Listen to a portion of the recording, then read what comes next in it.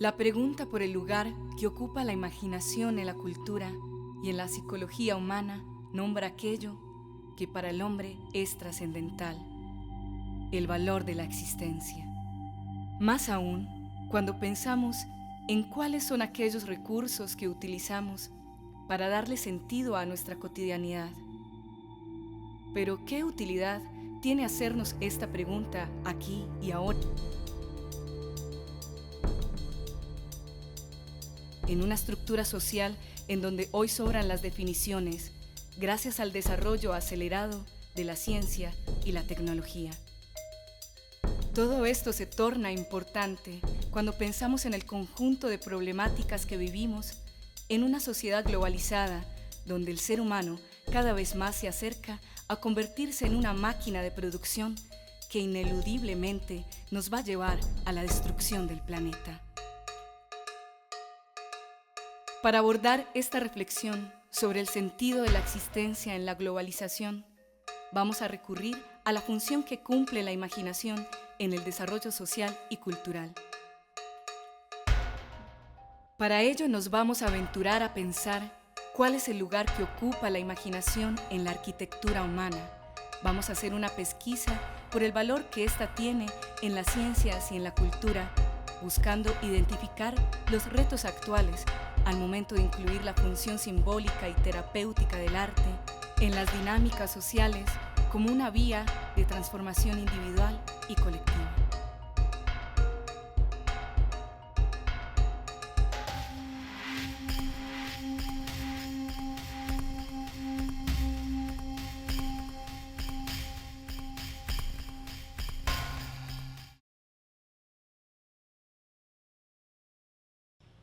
Por un lado, la psique humana produce imágenes, no puede dejar de hacerlo, es su naturaleza, ¿sí?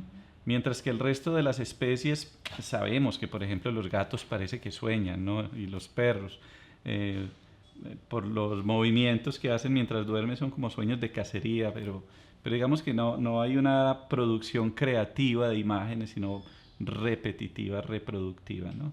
Entonces, mientras los otros especies de mamíferos están respondiendo al instinto directamente, es decir, se activa el instinto sexual e inmediatamente tiene que haber cópula o masturbación, algún tipo de descarga. La especie humana, al activarse el instinto, no solo percibe el deseo o la necesidad de descarga, también percibe imágenes sobre ese instinto. Y por eso llegamos a tener religiones donde la idea originaria es, por ejemplo, la cópula de los dioses, ¿sí? La sexualidad como un evento divino que se dio cósmicamente. Esa es la prueba de que en nosotros algo pasa que es diferente a lo que pasa en las otras especies animales. Y eso que pasa es lo que estoy llamando la producción de imágenes, la producción de símbolos. El dibujo es algo que me acompaña desde antes de tener uso de razón, ¿cierto? Yo recuerdo, uno de los primeros recuerdos que tengo es a mi mamá guiándome la mano, enseñándome a dibujar una silueta humana, por ejemplo, ¿cierto? O una casa, un árbol, etc. Y desde esas primeras experiencias con el dibujo, creo que encontré ahí una manera perfecta no solo de comunicarme, sino también de conocer aspectos míos y del mundo y de los otros que de otra manera creo que no hubiera podido conocer. A mí me gusta mucho pensar que yo soy como una especie de territorio inexplorado y el dibujo es el mapa que voy creando de ese territorio que soy yo, pero que al mismo tiempo ignoro.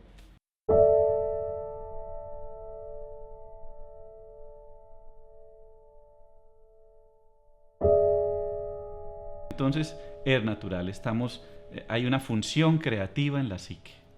O la psique es, en esencia, esa creatividad, esa capacidad de generar imágenes para las emociones, para los instintos, digámoslo incluso así, para las secreciones hormonales, ¿no? A nosotros nos mueve una química, pero esa química en la psique se transforma en imagen. Eso es tremendo, eso es un tremendo descubrimiento, y eso no es solo psicológico, eso es antropológico, eso es filosófico, eso es lo que hemos aprendido con las disciplinas que se ocupan de lo humano.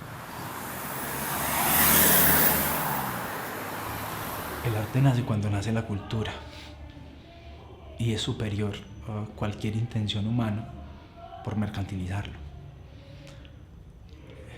Hace 10.000 o 20.000 años había un hombre en una caverna intentando representar su experiencia en el mundo, y con sangre y con pigmentos del mismo suelo escribió, hizo unos dibujos. El pueblo sumerio, tenemos vestigios del pueblo sumerio y del lenguaje cuneiforme a partir de una serie de tablillas de arcilla donde hay un montón de relatos.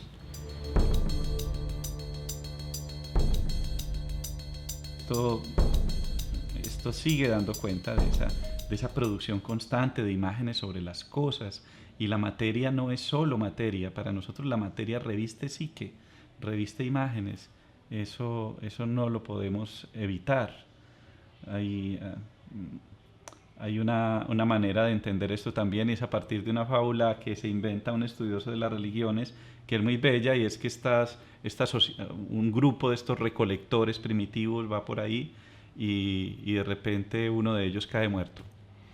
Y ellos en ese entonces pues hacían lo que hacían los demás animales, y era pues dejarlo, y seguían caminando. Cuando ya no se volvió a mover más, siguieron caminando, y llegó la noche y se acostaron a dormir, y uno de ellos sueña que habla con el muerto, sueña que está hablando con el muerto. Cuando se despierta dice: esto no puede ser, lo dejamos allá, ya se lo están comiendo los aves de rapiña, ¿yo por qué estaba hablando con él? Y que quizás de ahí surgió, nos dice este estudioso, quizás de ahí surgió la idea de un más allá y un más acá.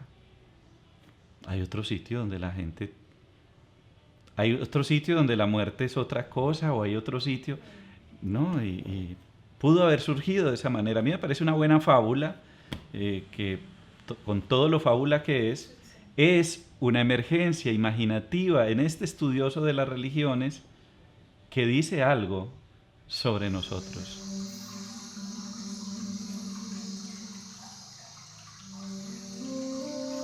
Con todo esto podemos afirmar que la capacidad de imaginar y de simbolizar funda la experiencia que el hombre tiene con el mundo.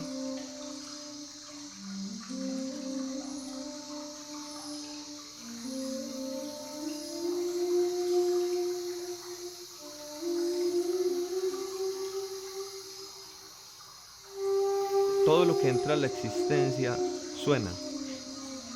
Todo lo que sea real suena en cualquier momento. De hecho, es una definición muy bonita de lo que es el origen. En el origen era luz y sonido, la vibración, frecuencias energéticas.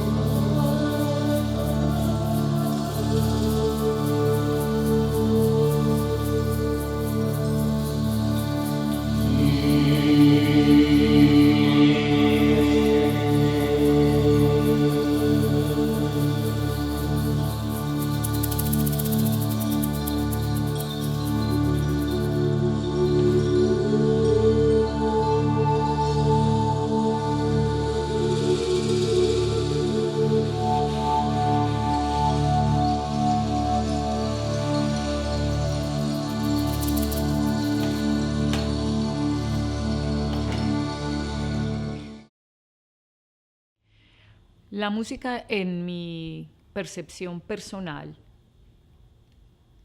Es el conjunto de absolutamente todos los sonidos que pueden ser perceptibles a través de los sentidos y que los percibimos desde que estamos en el vientre de la madre. Ahí empieza la música.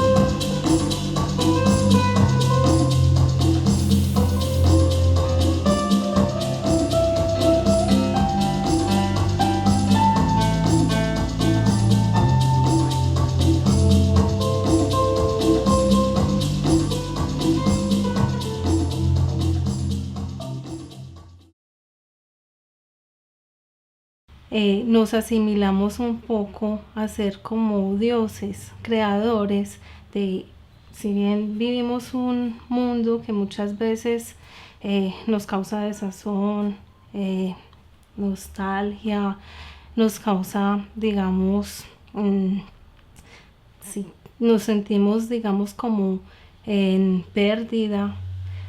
Con el arte tenemos, digamos, la opción de crear, de imaginar, de fantasear un mundo distinto. La capacidad humana de imaginar o de simbolizar, como experiencia íntima y creadora, funda elementos como son los sueños, crear nuevas realidades, nos permite darle a la vida un valor trascendental, llamando nuevas racionalidades como la intuición y el acercamiento sutil a elementos simbólicos como la epifanía. Nos permite crear un sentido de vida, logrando conseguir estabilidad entre la incertidumbre que nos genera el hecho mismo de ser mortales. Con todo esto, entonces, vale preguntarle a la ciencia si la capacidad humana de simbolizar funda la experiencia que el hombre tiene con el mundo. ¿Cuál es el lugar que las ciencias y la academia le otorgan a la imaginación? Lo interesante de la modernidad es que la modernidad se basa en una imagen, y es la imagen, por ejemplo, la imagen del dios Apolo. La modernidad es un culto al dios Apolo y a la idea que Apolo nos trae de objetividad, a la idea que Apolo nos trae de racionalidad. El proyecto moderno quiere que la razón ilumine todos los ámbitos de la vida y que este orden racional sea el instrumento mediante el cual nosotros podamos organizarnos sin irrupción de factores irracionales y más bien controlándolos como con una gran herramienta, ¿no?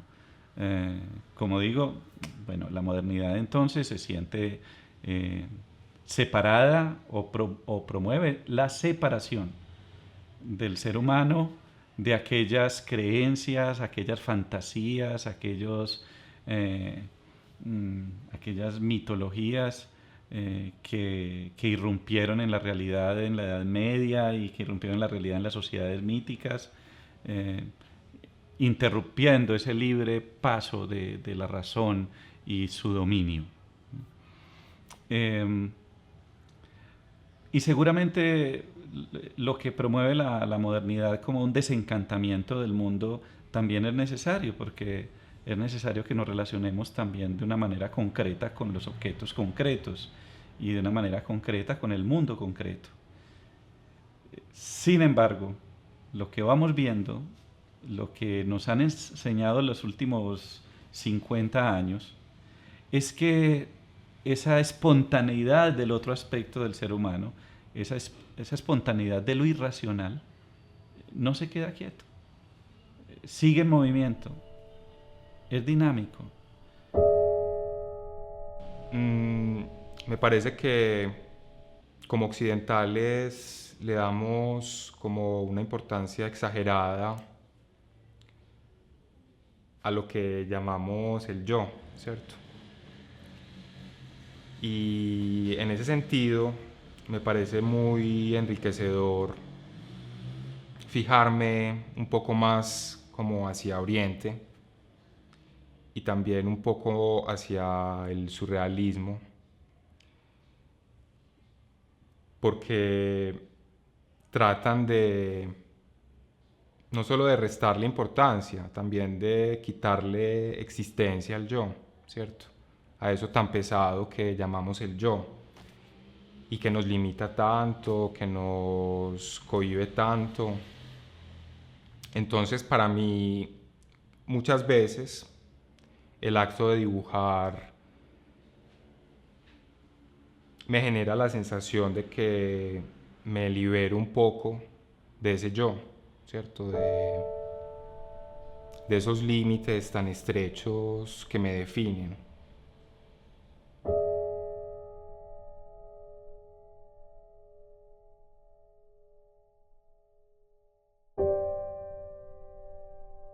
Entonces el gran Dios del racionalismo es el pensamiento, ¿sí? Pero encontrarnos con lo irracional ahí en el inconsciente, un asunto de naturaleza tan biológica, nos hizo darnos cuenta de que la razón no era todo y que estaba sopravalorada, ¿sí? Y allí mismo el hecho que nos sentamos tan decepcionados hoy de la ciencia moderna al servicio de quién y al servicio de qué. Y de allí el hecho de que empiecen a surgir una suerte de comunidades y una suerte de intelectuales que también están cuestionando la función del discurso científico hoy.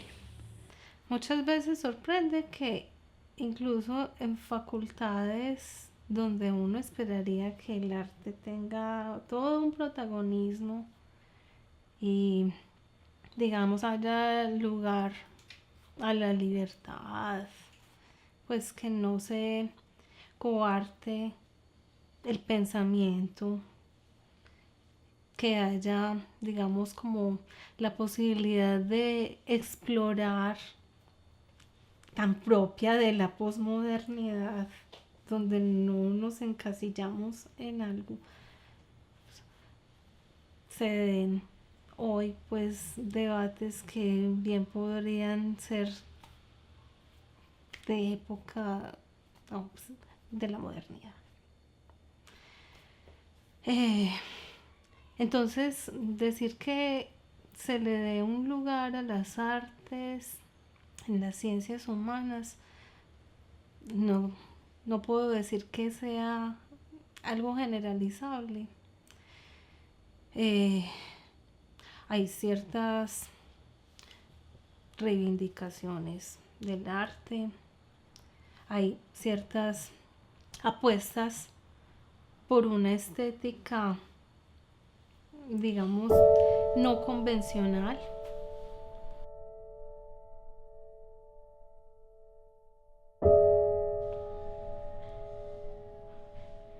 En términos de esfuerzos por el acercamiento de modelos y la interacción, creo que hay algunos esfuerzos.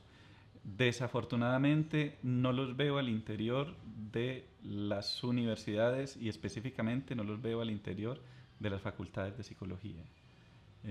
En términos generales, habrá alguna particularidad, pero en términos generales no los veo. Creo que es más fácil encontrar eso en congresos, en algunos congresos, y mi experiencia con los congresos de psicología junguiana, tanto el latinoamericano que se hace en 2019 en Bogotá, por ejemplo, o los congresos mundiales, esa experiencia es palpable, es decir, tú ves las neurociencias y tú puedes ver conferencias, encuentros donde las neurociencias están haciéndose preguntas y la psicología arquetipal se hace preguntas y se encuentran en esas preguntas. Por ponerte un ejemplo, ¿sí? Donde la física, los paradigmas de la física, los nuevos paradigmas de la física, pero no la física como nos la imaginamos, la física de los físicos, se entra en diálogo con algunas ideas sobre el movimiento de la energía psíquica y de su expresión simbólica. Y evidentemente hay un montón de fuerzas ahí en la academia que no permiten que otra suerte, que haya intercambio como de paradigmas, que haya inclusión en términos de conocimiento. A veces para la misma fenomenología es difícil entrar a la universidad. Las resistencias al interior de las instituciones que producen conocimiento tienen un impacto en la cultura y en la vida de las personas, especialmente en la de los artistas. Cuando terminaba mis estudios secundarios, nació la pregunta de qué iba a hacer con mi vida en lo profesional. Por supuesto, estaba la presión, sobre todo de la familia. Yo ya tenía una hermana universitaria, muy estudiosa, quería básicamente seguir sus pasos. E intenté disciplinas como la ingeniería, en fin, otras cosas también. Y se dio la oportunidad de integrar un grupo de danza, tradicional especialmente, y ahí fue donde ese recuerdo de niño surgió, ese deseo volvió y renació. Y en ese instante decido bailar, sin importarme el éxito, sin importarme el fracaso, sin importarme si la ciudad concibe la profesión del bailarín.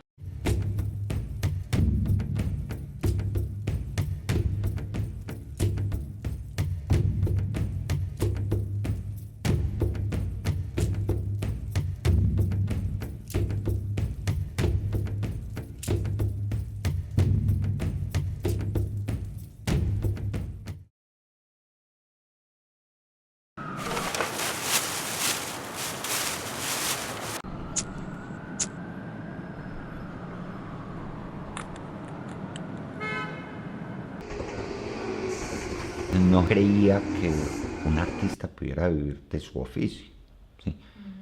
Y eso se ha ido transformando con trabajo duro de todos, ¿sí? Y en cualquiera de los campos de las artes. Buenas de amigo. Buenas, patrón. ¿Qué llevan en la mula? No, nada.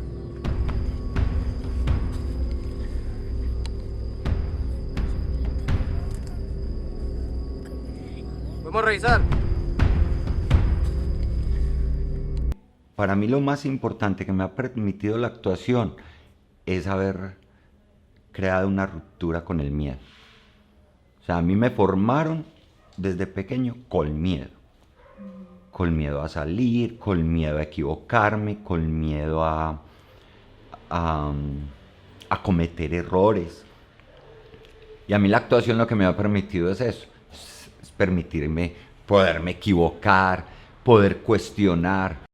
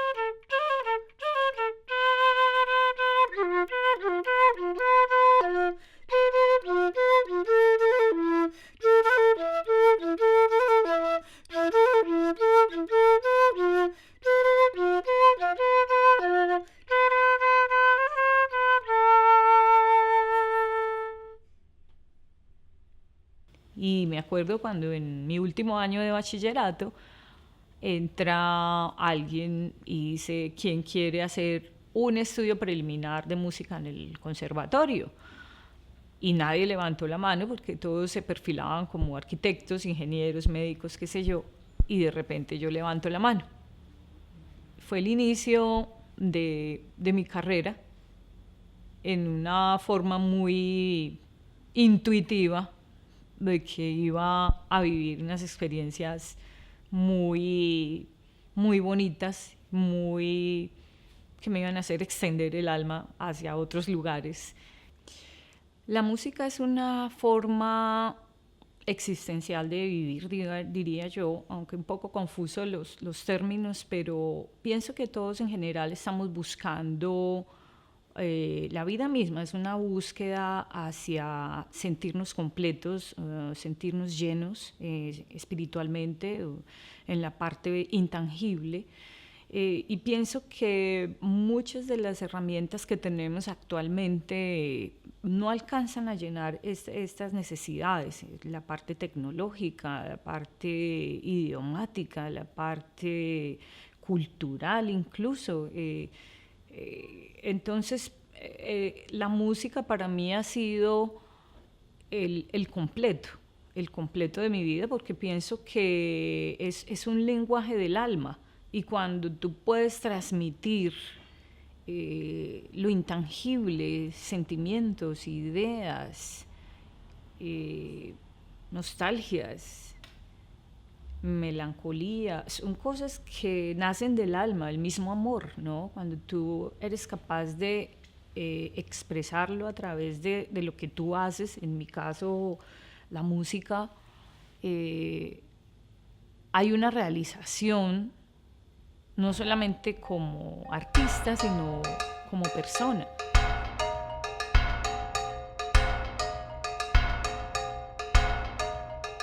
Pero más allá de esta utilidad económica y social que se le otorga al arte, ¿cuál es la función del arte en la vida del individuo? El nacimiento de la arteterapia es posterior al descubrimiento del inconsciente. Sí, María Louise Bonfrance, quizás la mayor alumna de Carl Jung, dice el descubrimiento del inconsciente, y más desde la perspectiva junguiana, implicará que ese dilema decimonónico sobre la racionalidad tenga que transformarse, porque ahora sabemos que el ser humano no es solo racional, que le acontecen un montón de procesos de naturaleza biológica seguramente, que tienen que ser atravesados por el símbolo. De ahí la necesidad de cada ser humano de sublimar. La cultura nos plantea una serie de diques que generarán dispositivos, mecanismos de defensa diferentes en cada sujeto, ¿sí? Y el lenguaje hablado, digamos que está más supeditado a ser censurado. Pero hay otras formas de trabajo, desde la danza, desde la pintura, de todos estos dispositivos que cada mecanismo, cada forma de arte permite, que acercan a las personas más a la sublimación. Hay hoy muchas personas que pueden autodenominarse como arteterapeutas,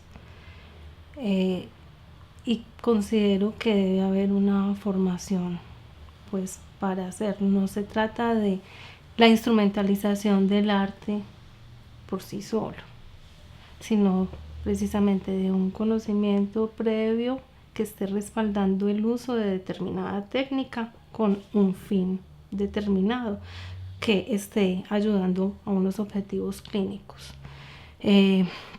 Una persona por sí sola también puede encontrar, digamos, en el arte, digamos, la posibilidad como de reorganizar su mundo, y creo que eso, por ejemplo, era lo que trataban de hacer artistas como Jackson Pollock, pues que tenía, digamos, un trastorno esquizofrénico, si no recuerdo mal,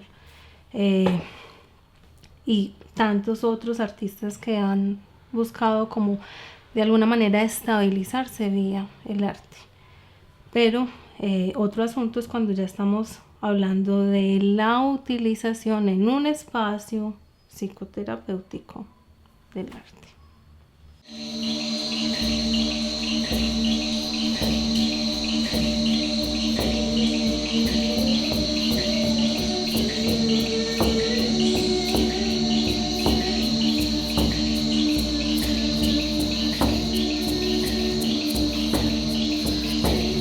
El arte que yo realizo, la música ancestral, se relacionan con las experiencias místicas, con las visiones internas, con las experiencias que lo transforman a uno, que le dan sentido a cosas que uno no había entendido antes.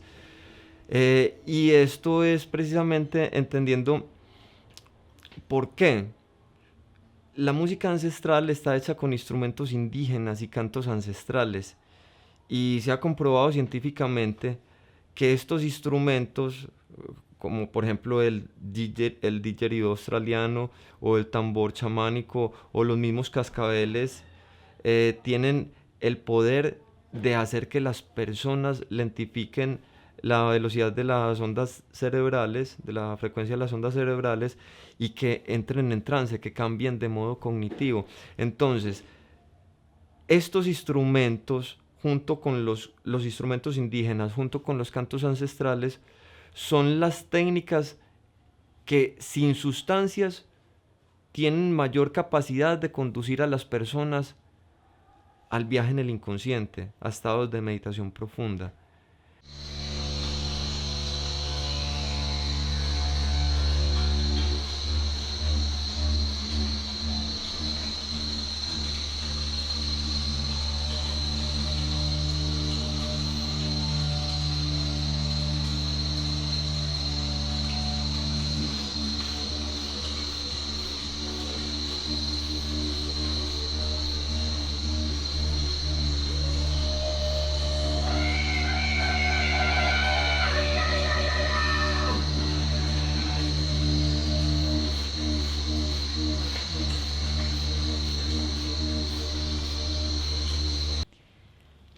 Cuando nos referimos a un proceso de aprendizaje, ya concretamente de un instrumento, cuando un individuo inicia este proceso, hay un encuentro de hecho consigo mismo, ¿cierto? Que implica cierta disciplina, cierto compromiso, responsabilidad de un proceso que inicia consigo mismo. Desde ese encuentro ocurre una transformación, porque generalmente está un individuo en relación con agentes externos de su entorno, ¿cierto? Con su trabajo, con su estudio, con su familia. Y ahí entra en contacto con un agente interno, que es su capacidad de desarrollar un proceso con un instrumento.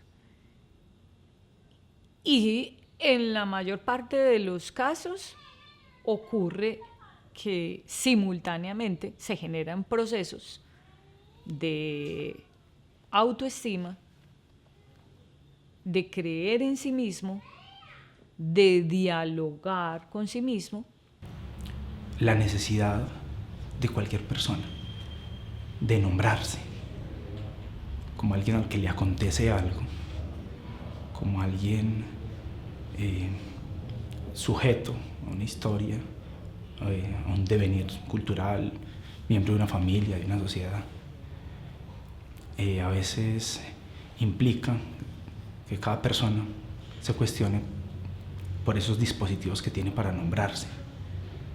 Lo que yo fui aprendiendo en mi experiencia clínica era que esas personas que se sentían mejor, no importa qué tipo de patología tuviesen, lo mismo aplicaría para un niño que fue diagnosticado con autismo, una persona que fue diagnosticada con esquizofrenia, y que para una persona que está aburrida de su vida cotidiana en un cubículo de trabajo y tiene problemas de ansiedad o está deprimida. Lo que tenían de particular es que cada uno empezaba a hacer en su cotidianidad una serie de acciones que utilizaban el arte como dispositivo para nombrar eso ambiguo, eso extraño, para la sociedad extraño, pero para cada sujeto algo auténtico. Entonces, en algún punto del proceso, lo más común es que uno de mis pacientes empezaba a llegar a consulta y decir: estoy feliz, volví a tocar el bajo, David, estoy muy estresado, me pongo a pintar mandalas un rato en la oficina y a tratar de clarificar mi pensamiento. David, estoy escribiendo mis sueños y eso se está convirtiendo en una novela. David, yo voy a meterme a clases de teatro o de pintura. Y a veces, con el pensamiento no tan claro, pero con las emociones muy bien enfocadas, las personas empezaban como a abandonar un poco el proceso terapéutico y a sentirse mejor.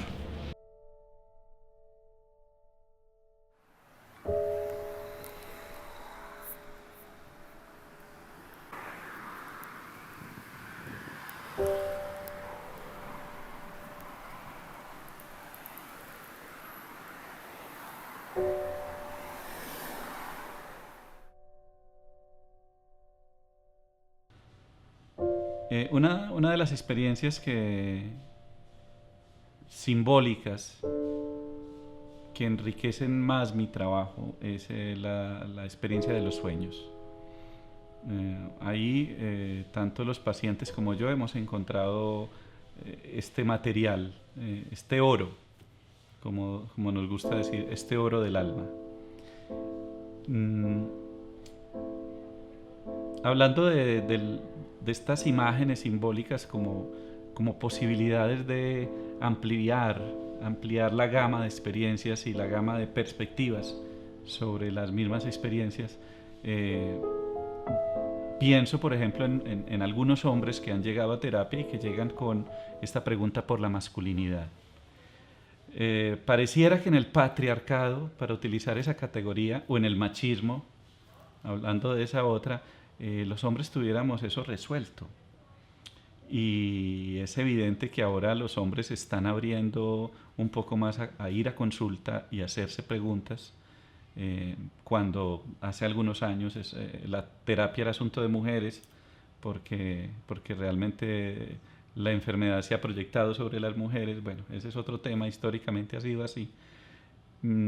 Afortunadamente creo que los hombres ya empezamos a reconocer nuestra propia enfermedad y no, es evidente que no tenemos la masculinidad resuelta, y eso de ser hombre también es una pregunta, por más que la educación nos diga con una gran seguridad que ser hombre son estas 3 cosas. No son muchas, son 2 o 3 cosas. Y ha sido muy interesante recibir hombres en terapia que no se sienten recogidos por ese estereotipo y que llegan muy angustiados por la pregunta, y llegan muy angustiados por el hecho de no parecerse a lo que se espera de ellos, ni negativa ni positivamente, no ser eso, no poder responder.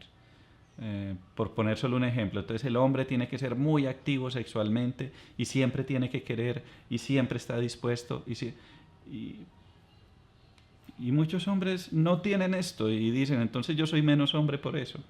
Y ahí empieza el trabajo de explorar en imágenes, de explorar los símbolos que en su vida han aparecido y que le hablan de quién es él como ser humano, claro, también como hombre. Y de poder encontrar que hay imágenes míticas, imágenes en sus sueños, imágenes en la literatura, en el cine, que les pueden permitir pensarse como hombres con un tipo de sexualidad que sí, probablemente no sea la esperada por el macho promedio, pero donde ellos se sienten terapéuticamente, es decir, de una manera más cuidada de su alma individual, de quiénes son, y entonces disminuye la angustia y pueden seguir viviendo diciendo, hay imágenes para lo que yo soy. Esta capacidad simbólica que nos permite esta producción ilimitada de imágenes, además de recrear nuestra realidad, nos permite acceder a esa práctica tan antigua de conocernos a nosotros mismos, logrando para la vida y la existencia herramientas como la autodeterminación, la capacidad de aceptar lo que queremos y desechar lo que no deseamos para nosotros mismos.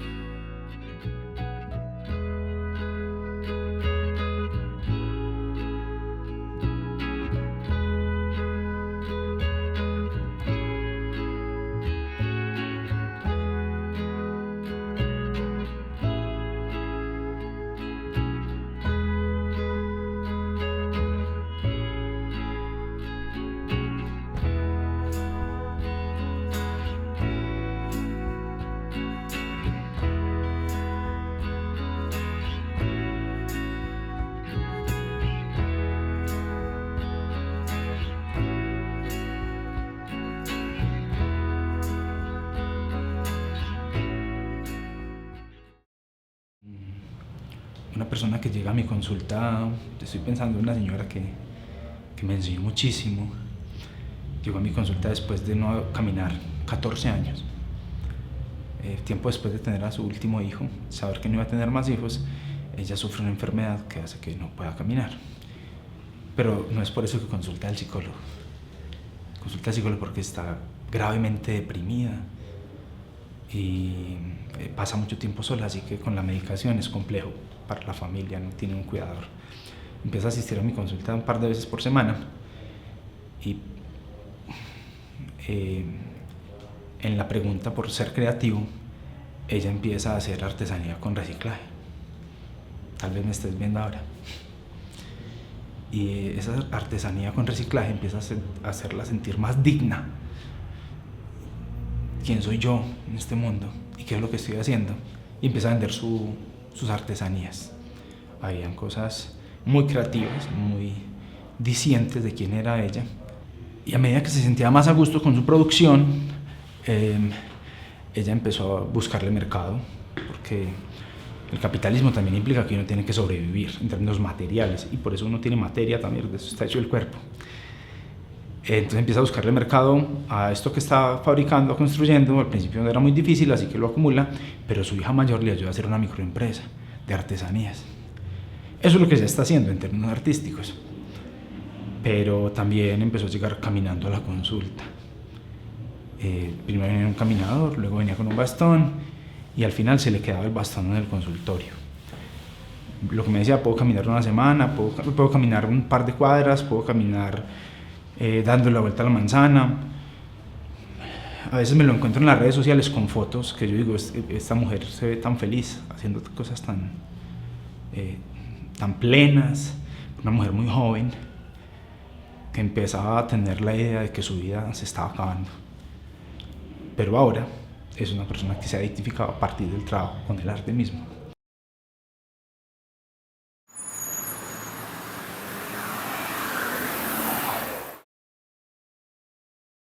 Precisamente para mi tesis de doctorado, un artista que ha trabajado, pues me pareció muy interesante, me capturó su obra por varios hechos. Por un lado, que trabajaba con víctimas y les posibilitaba los medios para poder narrar vía simbólica lo que les había sucedido, pero también trabajó con victimarios y entonces no se veía, digamos, como digamos, esa brecha. También ellos tenían una serie de historias de violencia que podían narrar a través del arte. Pienso que por encima de las intenciones de un grupo económico o de un segmento poblacional de direccionar para dónde va el mundo, está la cultura como posibilidad. Algún antipsiquiatra, no recuerdo el nombre en este momento, decía: no es síntoma de salud estar adaptado a una sociedad enferma. Lo que nos hace pensar que si la sociedad, si la cultura misma nos está enfermando, ha de ser también la cultura la que nos dé respuestas. Es muy pretencioso pensar que un ser humano puede estar por encima de eso. Eso acontece, eso emerge en contexto.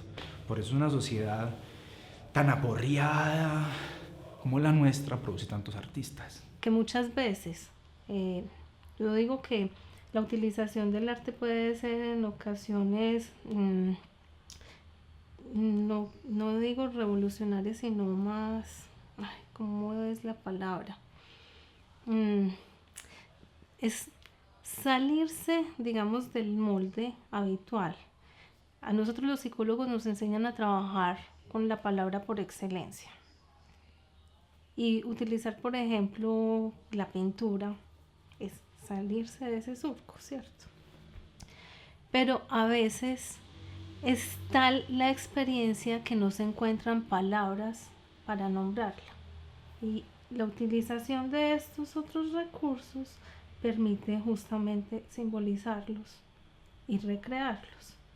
Y después de eso es posible que emerja la palabra. Entonces, como puente para llegar a la palabra. Hay mucha gente se pregunta, pero ¿por qué razón siguen mostrando y contando historias de violencia, de Pablo Escobar, uno se ve las películas y hablan es de los paras, de la guerrilla? ¿Por qué siempre lo mismo? Bueno, ¿por qué?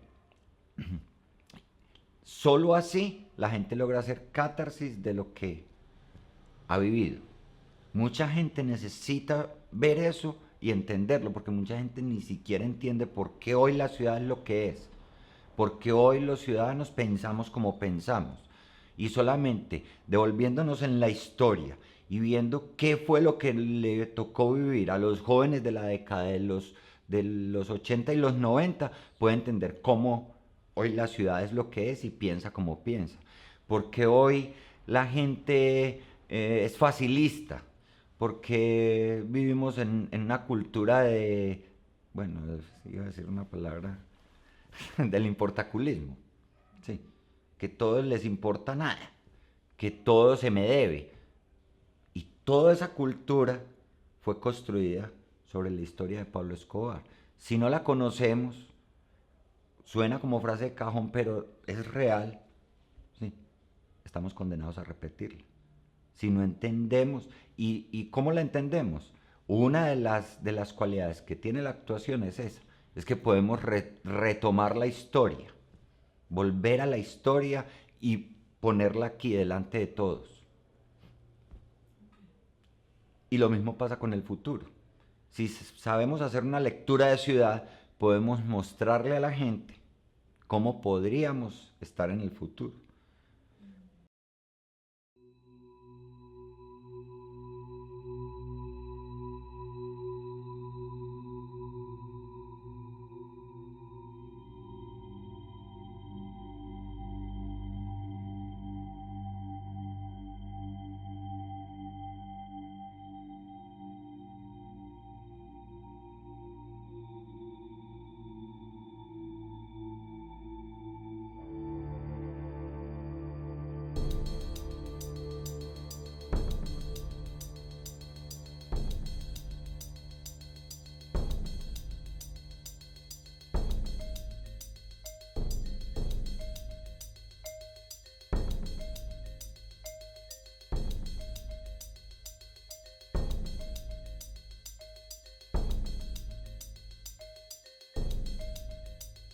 Digamos que lo que yo observo regionalmente en las universidades, por ejemplo, hay una primacía del modelo cognitivo, de un modelo que es, digamos, muchísimo más aplicado a problemas y, digamos, con un énfasis, digamos, como en este método moderno, hablando de modernidad como esta promoción de un estatuto racional sobre las emociones, lo cual es muy útil para muchísimos problemas.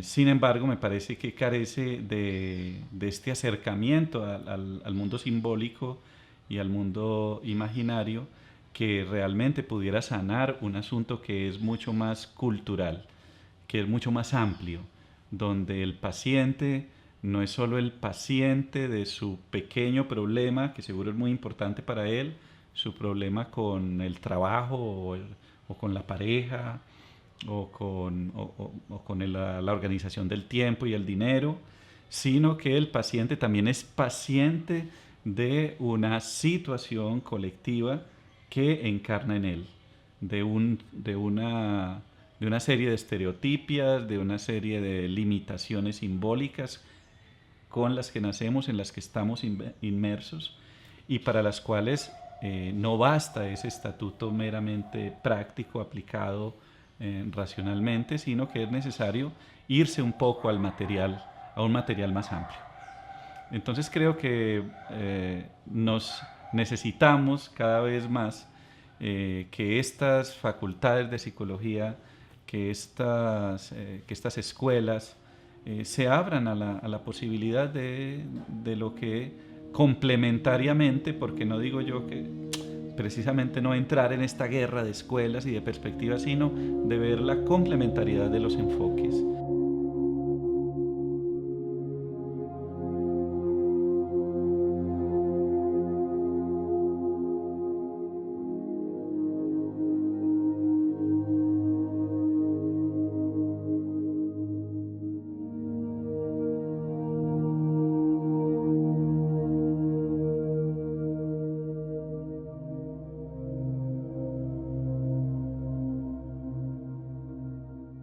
Considero que el ser humano debe hacerse permanentemente la pregunta de qué es, qué le gusta, qué desea, qué lo mueve en su interior, y de esa manera encauzar su vida.